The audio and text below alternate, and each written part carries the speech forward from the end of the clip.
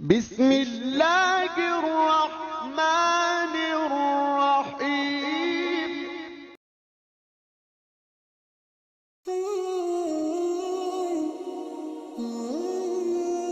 حضرت ابن عمر رحمۃ اللہ علیہ ان کا مقولہ جامع ترمذی میں نقل ہے کہ جب تک میں امیروں کی صحبت میں رہا مجھ سے زیادہ پریشان کوئی اور نہیں تھا۔ جس کو دیکھتا تھا مجھ سے اچھا لباس ہے، اچھا کھانا ہے، اچھا گھر ہے، تو اس لیے میں غمگین رہتا تھا۔ اس کے بعد میں نے غریبوں کی صحبت اختیار کی، یعنی اٹھنا بیٹھنا اپنا غریبوں کے ساتھ کر دیا۔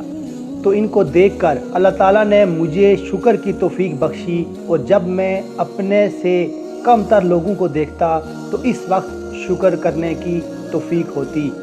انسان کی یہ کچھ نفسیات ہیں کہ وہ جب دنیا میں اپنے سے آگے بڑے ہوئے لوگوں کو دیکھتا ہے تو اس سے ناشکری پیدا ہوتی ہے، اور ناشکری کر کے جو نعمت میسر ہوتی ہے اس کو بھی کھو دیتا ہے۔ لیکن اگر انسان یہ دیکھے کہ جو نعمتیں مجھے میسر ہیں ان کو دیکھو جن کو نہیں ملی، اللہ تعالیٰ نے مجھے ان سے کتنا بہتر رکھا ہوا ہے، تو اس سے شکر کی توفیق ہوتی ہے۔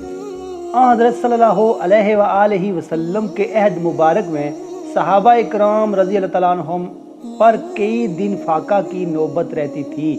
اسی طرح ایک مرتبہ حضور نبی کریم صلی اللہ علیہ وآلہ وسلم بھوک کی وجہ سے گھر سے باہر تشریف لائے کہ شاید باہر کوئی کھانے کی چیز مل جائے تو کھا لیں، تو دیکھا کہ حضرت ابوبکر صدیق رضی اللہ تعالیٰ عنہ اور حضرت عمر فاروق رضی اللہ تعالیٰ عنہ بھی باہر نکلے ہیں۔ تو آپ صلی اللہ علیہ وآلہ وسلم نے ان سے دریافت کیا کہ باہر کیوں آئے ہو؟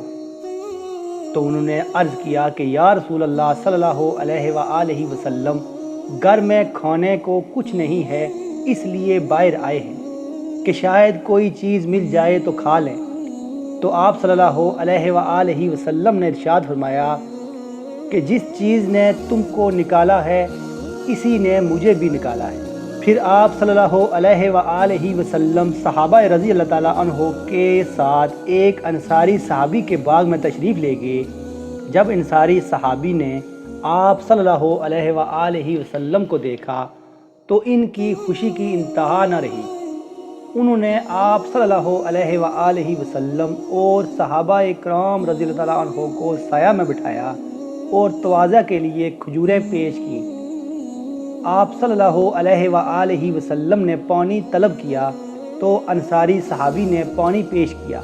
آپ صلی اللہ علیہ وآلہ وسلم نے کھجوریں تناول فرمائی اور پانی پیا۔ پھر صحابہ اکرام رضی اللہ عنہ سے فرمایا کہ یہ وہ نعمتیں ہیں، یعنی دھوپ میں سایہ، بھوک میں کھجوریں، پیاس میں پانی، یہ سب وہ نعمتیں ہیں جن کے بارے میں قرآن مجید میں آیا ہے، یعنی ان سب نعمتوں کے بارے میں باز پرس ہوگی۔